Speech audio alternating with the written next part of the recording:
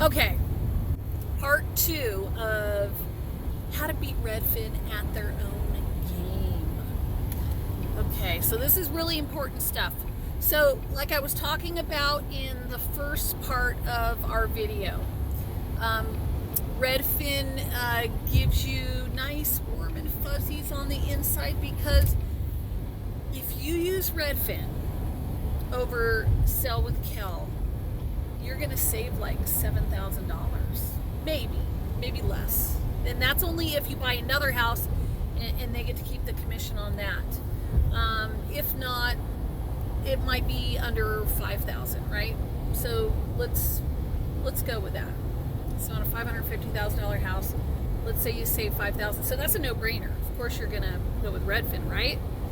Well, so here's the kicker. Here is the kicker. We're in part 2. So we've discussed why people use Redfin.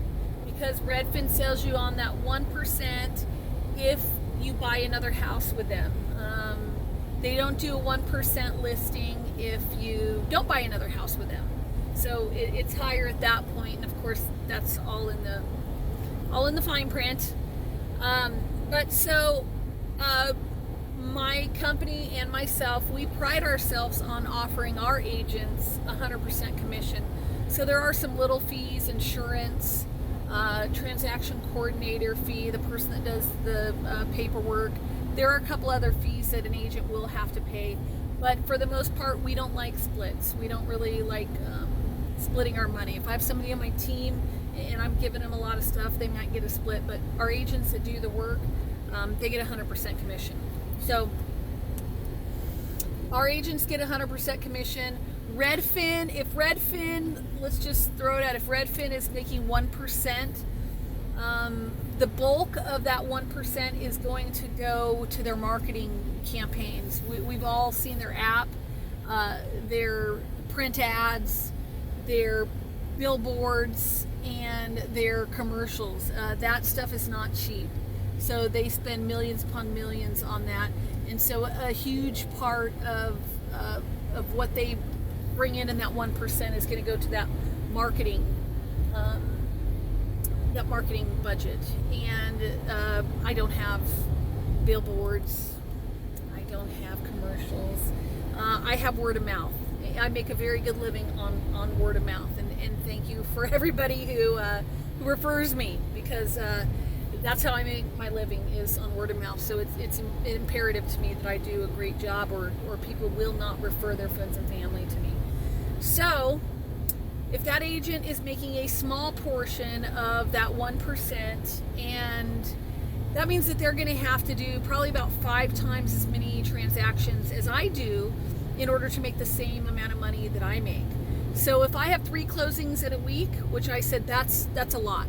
That's a lot to handle. That's me spending a lot of time, probably 10 to 12 hours a day, working with my buyers and sellers, people on the other side, title, escrow, natural hazard, the home warranty, home inspectors, contractors if needed, termite. There's a lot of players in a transaction, so that's a big load for me. And so a Redfin agent may have 15. So it will tell you that there just aren't 30 hours in a day. So that agent is not going to be able to spend 30 or 40 hours a day working on it. If I'm spending 10 to 12 on 3 transactions, it's just not going to happen. So what I find is I'm always super excited when I have a buyer if I have a buyer who wants to put an offer in on a Redfin house. Bonanza for me. Because I know how hard that Redfin agent is working, and let me tell you, these are hard working agents. Like I said, they're doing 5 times the work I am for the same amount of pay. It tells you that they were not able to network in the real estate world, that they needed those leads provided by Redfin. So they're either young and inexperienced when they start with Redfin, or they just don't want to go out and get network and make those connections on their own. So they've decided they're going to just take a very, very small portion of commission and that's how they're going to sell real estate, right? They're going to take a small portion because some is better than nothing. So they go off of Redfin's platform. So when I go to put in an offer on a Redfin home, I know that that agent is overworked and underpaid. And overworked and underpaid people have, no matter what industry, have something in common. They're slightly disgruntled to their employers, slightly or very disgruntled, and they just don't have the time, energy, or effort to be able to fight well. If they're that busy, they just don't have that time. So I put the offer on a silver platter. I let the agent know outside of my client and their client, hey, I got this. I'm going to take care of everything. I'll meet contractors there. I'll take care of the home inspection. I will be on time, and my lenders are always on time. We can get these closed off in 21 days. Very easy, even in today's crazy atmosphere of multiple offers and very low rates. We can still get it done in 21 days. I let them know we remove our contingencies quick because I have really good connections with my home inspectors and with my contractors. If they hear me calling, they know we need to get this done within 24 hours, and usually we can get our people in there within 24 hours to get bids, to do the inspections, to get everything we need. So in turn, we can remove our contingencies very quick for a buyer. My lenders, they can get those appraisals done and back incredibly quick as well.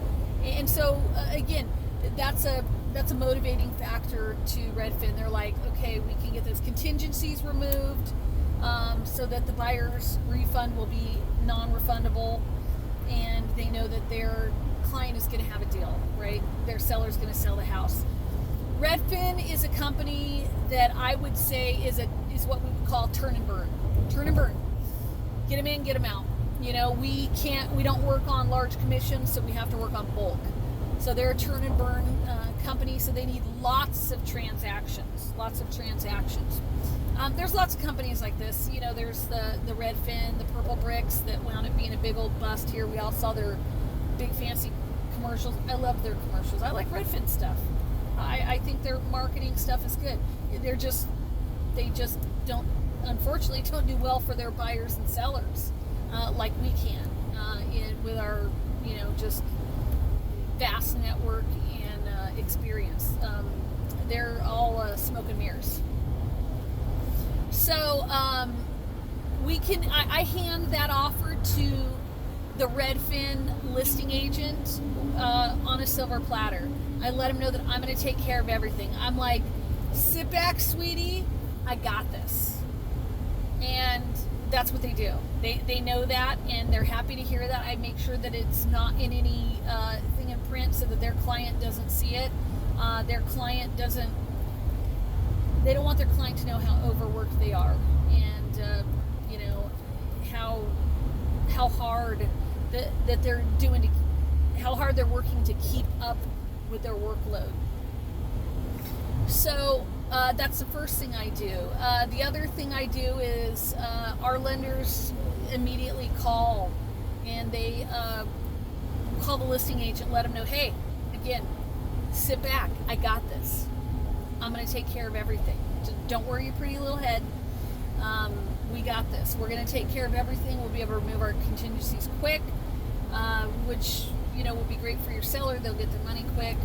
You'll get your little commission very quick, and we'll all be able to move on, and our buyers will be happy. So we let them know that. I have a couple other little tricks up my sleeve that I actually put in the offer,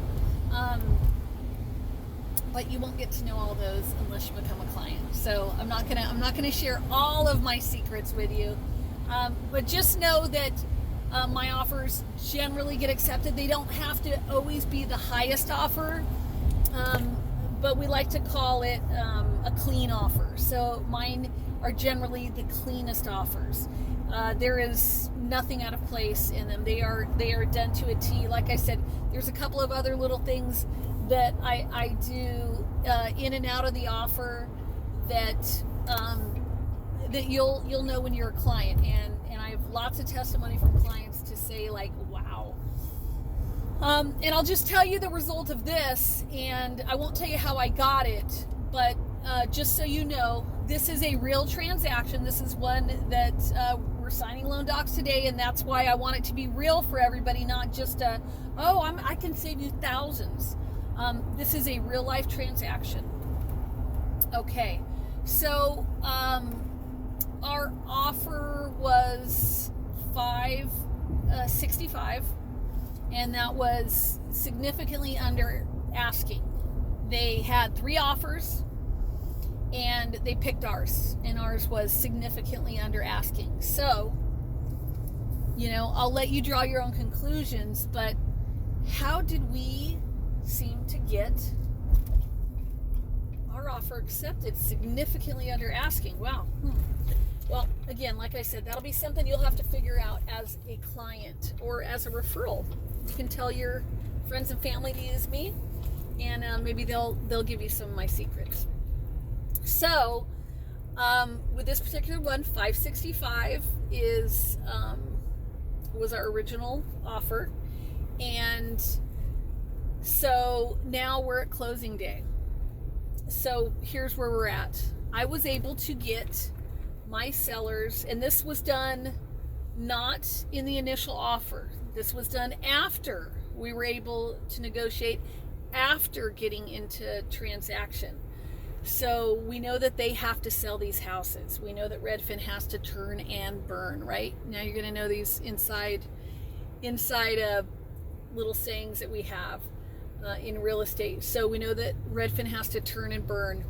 So we get into, once we can get our buyers into contract, we're still negotiating.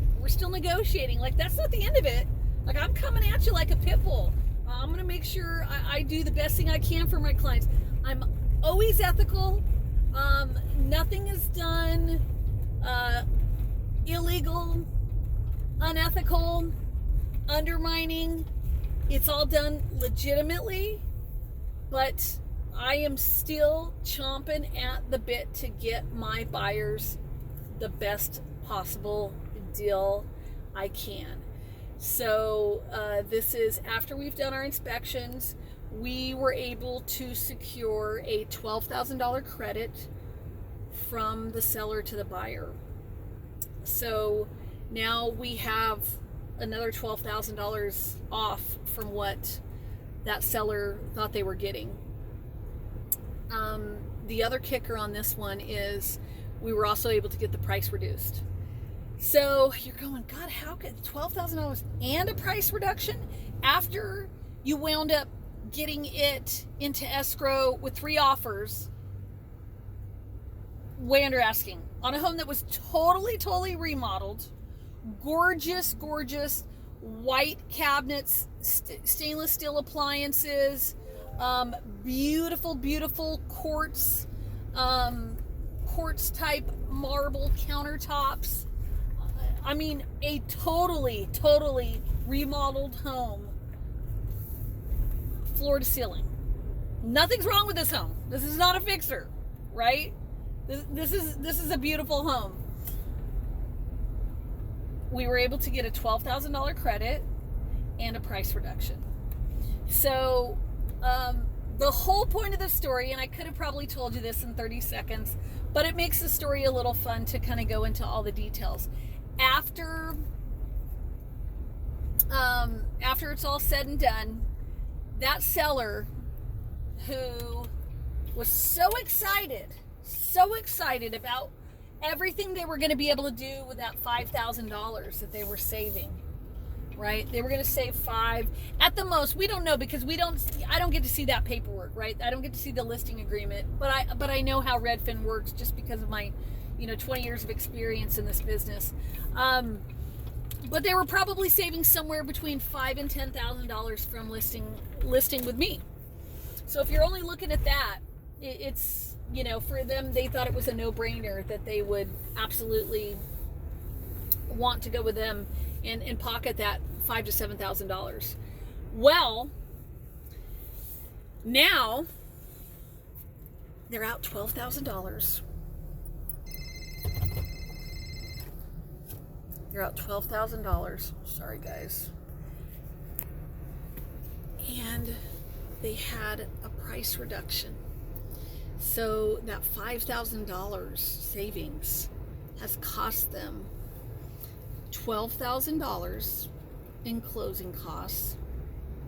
And that was their taxes in escrow.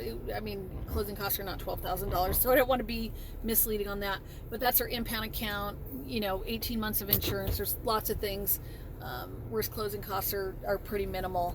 But a $12,000 credit to the buyer and a price reduction. So $5,000, $12,000 plus a price reduction, when they actually thought they were going to get a lot more for this house, and we went up taking it for a lot less. So do I feel guilty for the seller and sad for the seller? Yes, I do. But I think that, you know, there's an old saying, the cheap comes out expensive.